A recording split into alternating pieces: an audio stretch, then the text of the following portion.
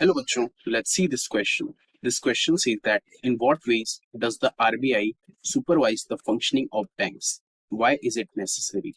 तो एक क्वेश्चन पूछ रहा है कि आरबीआई अपने बैंक्स को कैसे सुपरवाइज करता है और ये जरूरी क्यों है? So the key concept of the question is RBI and it's functioning, कि आरबीआई कैसे फंक्शन करता है और आरबीआई क्या है.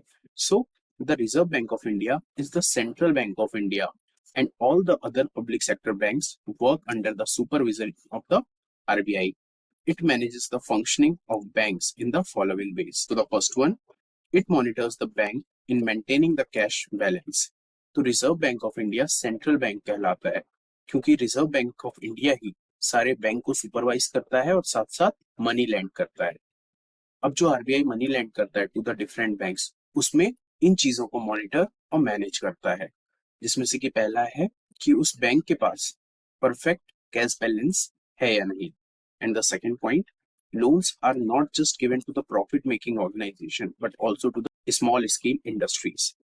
और रिजर्व बैंक ऑफ इंडिया ये भी देखता है कि जो वो पैसा बैंक्स को दे रहा है, क्या वो लोन के तौर पे सिर्फ बड़े बड़े ऑर्गेनाइजेशन को दे रहे हैं या फिर स्मॉल स्केल इंडस्ट्रीज दे रहे हैं या नहीं. इसके लिए प्रियोरिटी सेक्टर लैंडिंग भी लाई गई है. And the third point, RBI maintain a period report of the other banks regarding the amount loan to the people. RBI time time पर अपनी रिपोर्ट भी पेश करता है जिसमें कि पता चलता है कि बैंक ने किस आदमी को कितना लोन दिया है. And the fourth point, it also keeps a regular check on the interest set for the loans in the public sector bank. और साथ साथ आरबीआई चेक करता है कि इंटरेस्ट रेट है जो वो पब्लिक सेक्टर बैंक में कितना है और वो बेंचमार्क से कम है या ज्यादा है. So this is how the RBI supervise the functioning of bank. I hope you understood well. Best of luck.